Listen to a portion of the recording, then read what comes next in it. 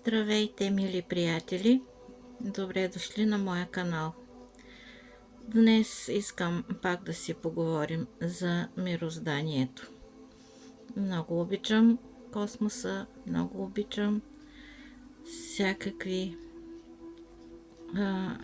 материали да чета за звезди, планети и така нататък. И да си поговорим пак за това, когато ние говорим за славянското разбиране за света, то ние говорим за древната вяра на славяните, на базата на която е функционирало славянското общество. Вяра означава сияеща мъдрост, т.е. преди всичко да познаваш мирозданието във всички съвкупности на неговите проявления.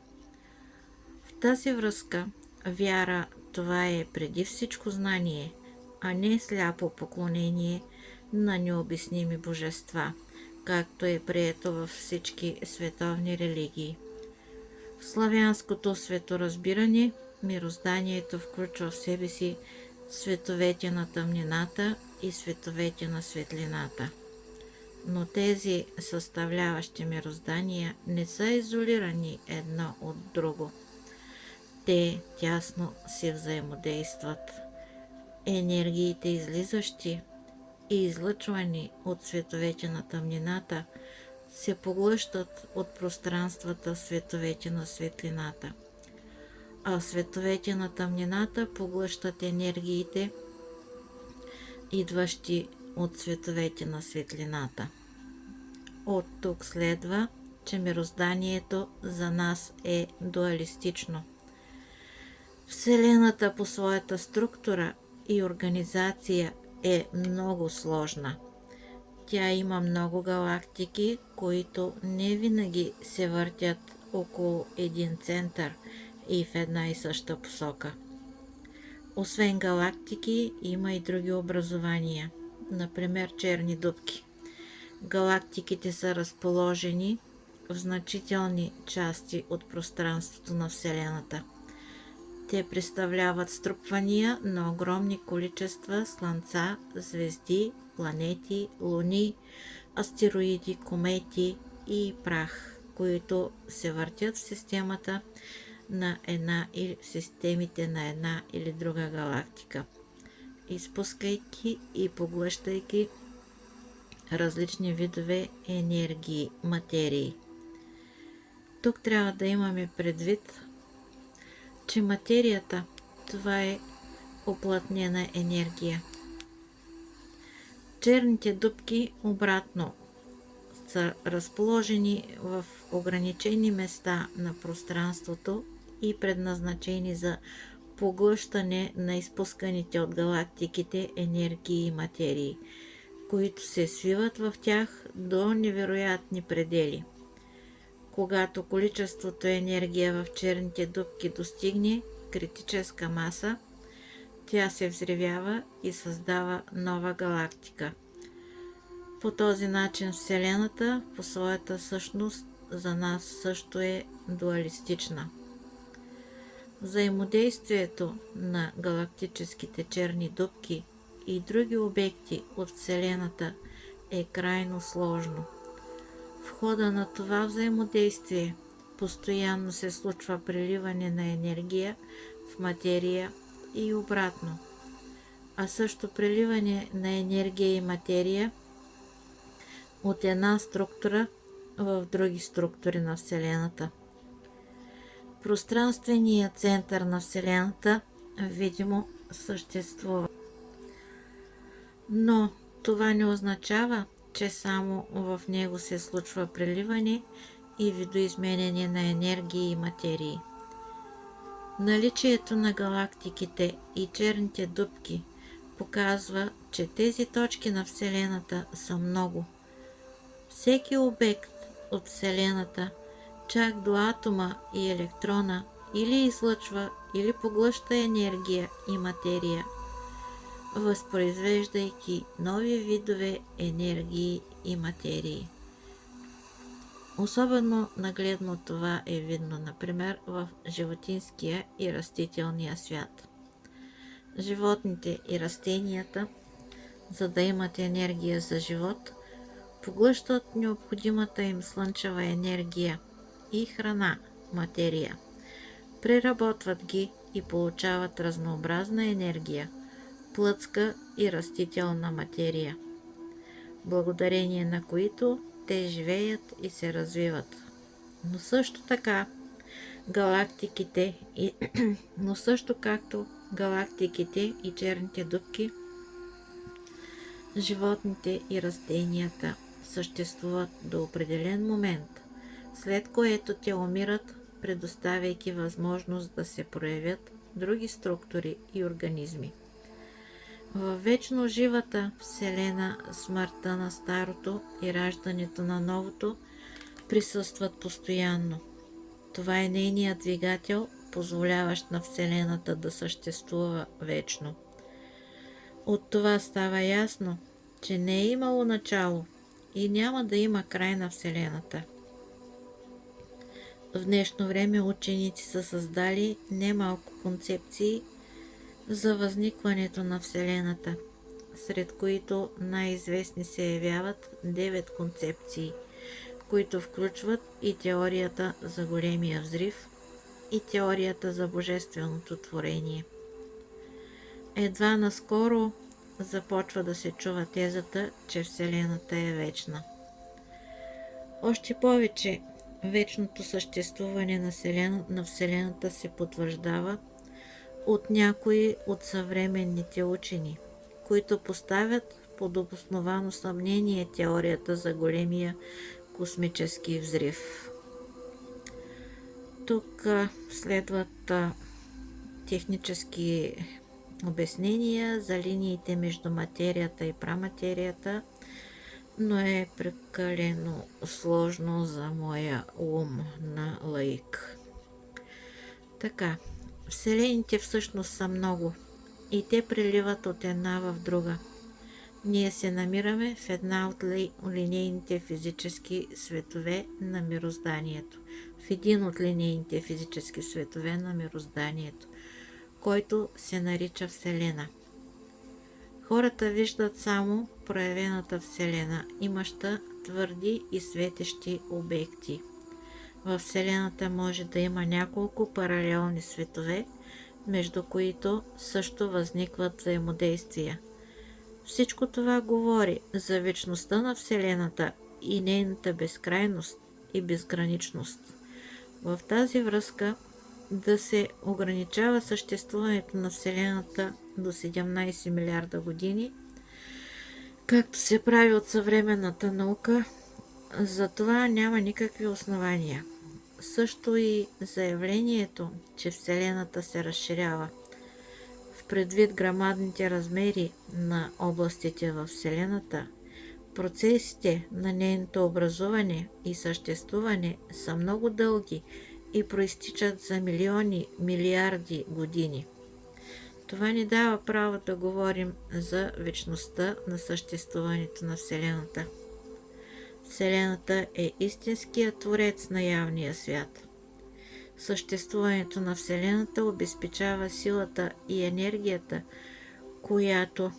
които съвместно и съгласувано се занимават с развитието на Вселената. При това всяка сила и енергия изпълняват само присъщите им функции. Тези сили и енергии са много.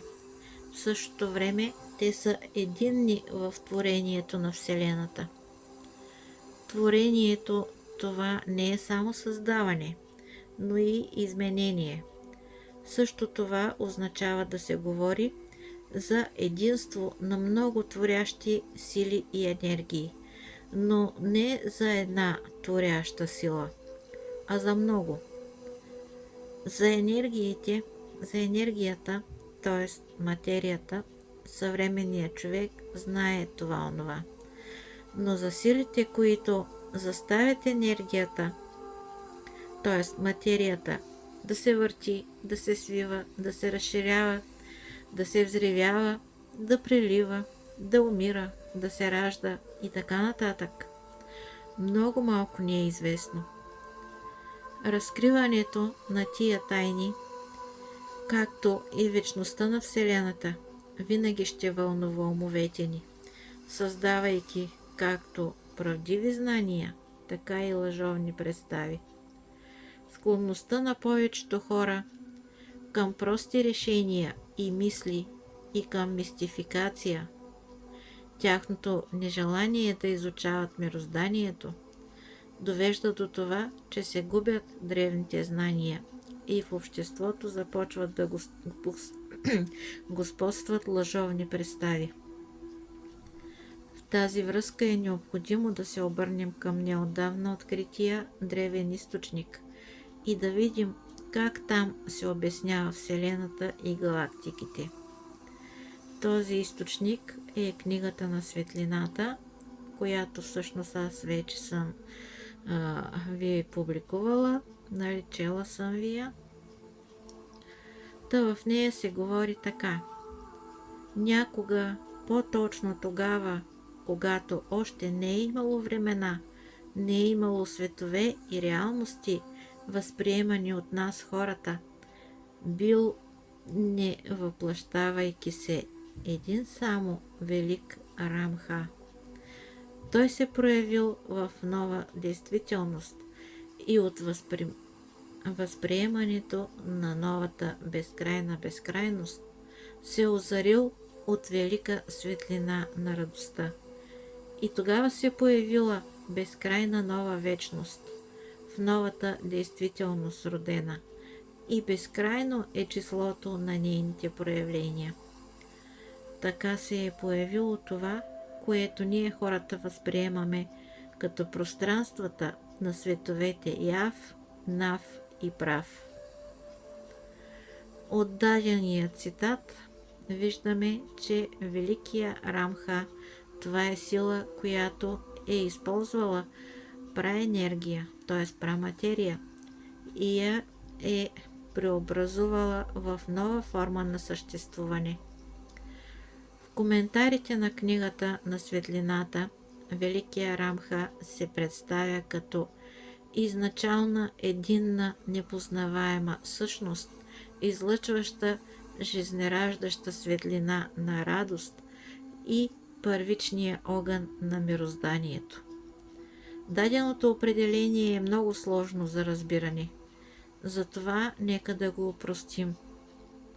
Сияещи светове на съзидателната сила. Думата и сега извиква в хората чувство на радост.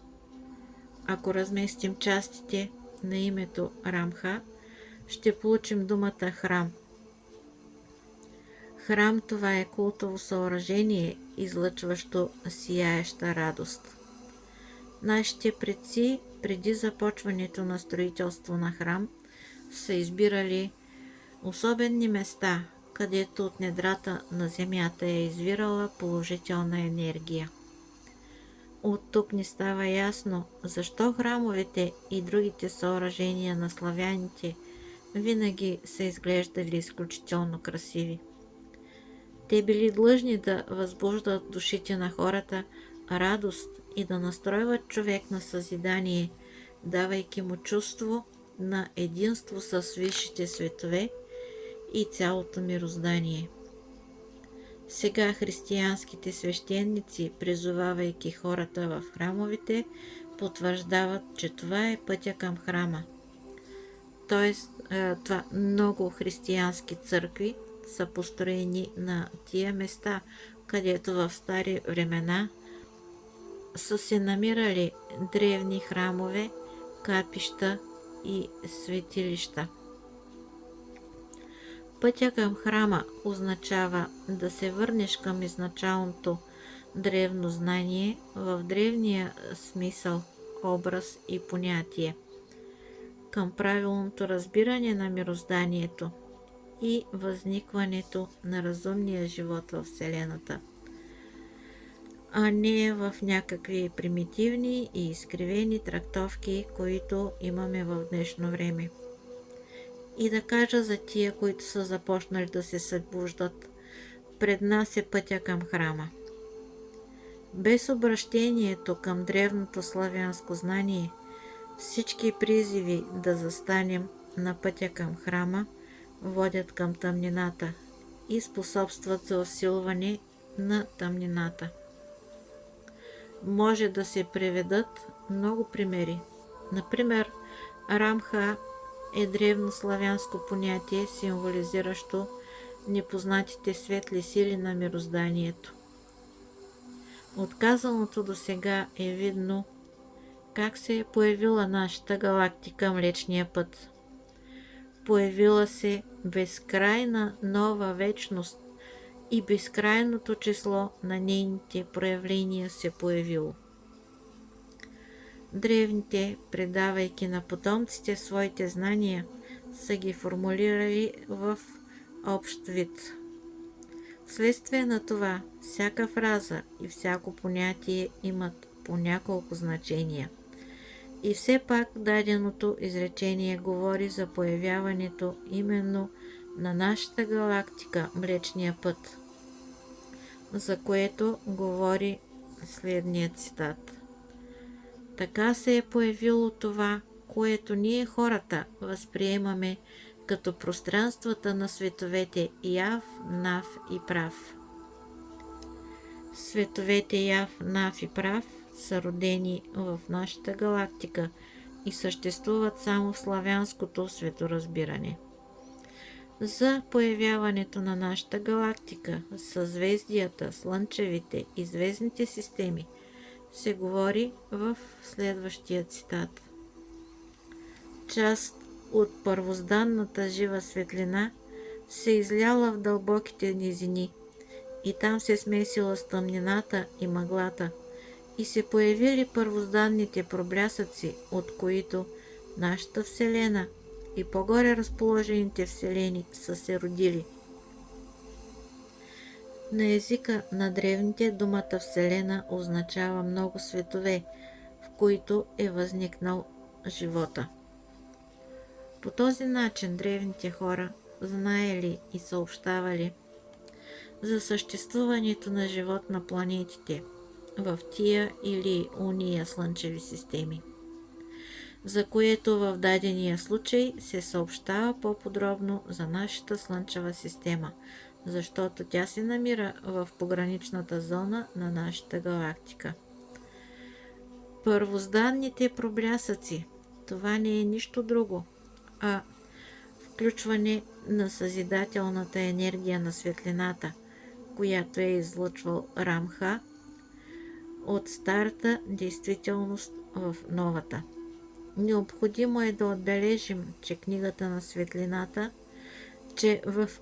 на светлината е оказано, че преди това в новата действителност вече е имало вселени, в които са съществували древни форми на живот, наречени свръхвелико абсолютно нещо. След напълването на Вселената с жизнераждаща светлина, която е излъчвал Рамха, древните форми на живот се преместили в световете, където светлината не достигнала. И тези светове ние сега наричаме светове на тъмнината. По този начин книгата на светлината потвърждава вечността на Вселената. Интересна е също трактовката за боговете. Там, където се родили велики струпвания на първозданна жива светлина, там се намират нашите висши богове, един от които ние наричаме Сварог, и който се явява Бог на световете и реалностите в нашата безкрайност.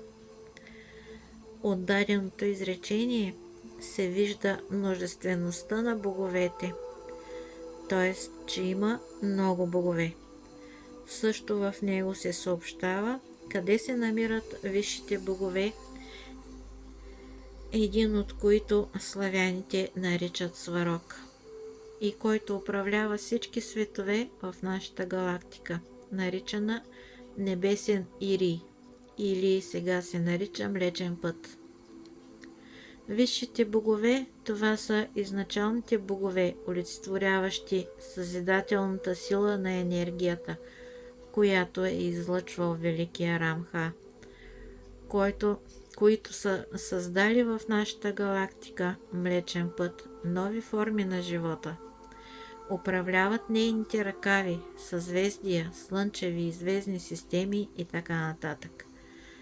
Висшите или изначалните богове, освен това, управляват всички светове в нашата галактика. Трябва да отбележим, че разумните светове не се появили всички наведнъж. Едни се появили по-рано, други по-късно. Тези, които се появили по-близо до точката, където се е проявил Рамха, с други думи до центъра на галактиката, се е появили по-рано и там и към дадения момент се явяват много по-развити висши светове от тия, които са се появили по-далече от точката на проявление. В тези светове съществуват свои форми на живот. Тези от светлите богове, които не се явяват висши богове на безкрайността, пребивават в сияйния свят на духовната сила. В други сияещи светове във Вселената съществуват други висши богове. Представители на тези висши светове посещават по-малко развитите светове в нашата галактика и се наричат сварожичи. Затова те се явяват за нас висши, т.е. изначални богове. Това е добре видно в следващия цитат. Безкрайно велики и безкрайно мощни в сравнение с нас са сварожичите. Ние можем да говорим за тях като за всесъвършенни, всемогъщи, всеблаги и всезнаещи. В нашата галактика Млечния път се намират немалко разумни светове, които по своето ниво на развитие значително превъзхождат земното човечество. И затова техните представители се явяват за нас древни светли богове. Това още веднъж показва множествеността на боговете и това, че боговете имат различни произходи. Висшите или изначалните богове, това са сили и енергии на Вселената, които съвместно и съгласувано творят във Вселената и управляват нейното развитие. Други светли богове, сварожичите, се явяват представители на първите разумни висши светове в нашата галактика Млечния път, които носят мъдрост на световете, стоящи на по-ниско ниво на развитие. Съвременните хора, загубили древните истинни знания за мирозданието, са склонни да считат, че Творецът е бил един. Затова има някакви основания, но те проистичат от възникването, развитието и гибелта на галактиките. Галактиките имат относително ограничен във времето живот. Но живота на слънцата и звездите е неограничен. Тяхното съществуване преминава от една форма в друга. Взривовете на свръхнови, натрупали необходимата маса и енергия, раждат нови слънчеви и звездни системи. Именно този факт е дал подтика науката да говори за първоначалния голям взрив. Но знанията на славяно-ариите за зараждането на живота били по-напреднали, по-правилни от представите на съвременните хора. Нашите далечни предци имали знания за силите и енергиите, сътворяващи Вселената, за тяхната множественост и многообразие в актовете на творение. Наричайки тези сили и енергии висши богове, те са знаели, че не става въпрос за само един Творец. Многобожието произлиза от дуализма на мирозданието.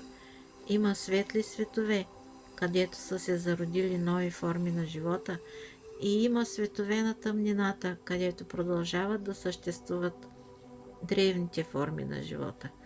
Има добро, има и зло, има мъжко начало и женско начало. Има праенергия и праматерия, има и енергия и материя. Има сила, има и енергия, има множество структури и форми на мирозданието, вследствие на които те считали, че такива богове има много и те изпълняват различни функции. Западните славяни, това са всички тези славяни, които са обитавали земите западно от Днепър и Горна Волга. Преди повече от 4000 години те тръгнали на запад от своята прародина, откъсвайки се от основния славянски масив. Те започнали постепенно да губят древните истинни знания, запазвайки само своите родови предания и своите родови обреди. Защото всеки род си имал свои богове и покровители. Поради това се появили изменения в тяхното светоразбиране и възприемане. В частност се е случило изместване от многобожието, от множеството богове към ограничен кръг богове. Т.е. започнал дълъг преход от многобожието към единобожието. По този начин било загубено разбирането, че боговете са единни само в своето съвместно съзидание и творение. Иначе те са множествени, защото силите и енергиите, които те олицетворяват, са различни. Също се различават и техните съзидателни предназначения. Затова всеки древен бог е творил нещо свое, а мъдростта за това представителите на висшите светове са донасяли до хората и тези, които пренасяли тази мъдрост от небесата, славяно-ариите наричали древните светли богове сварожичи. Надявам се да ви е било интересно. С това завършвам този клип. Не забравяйте да се абонирате за моя канал и да поставите лайк. С това спомагате да се развива моя канал, да предлагат тези клипове на повече слушатели и зрители. Бъдете здрави!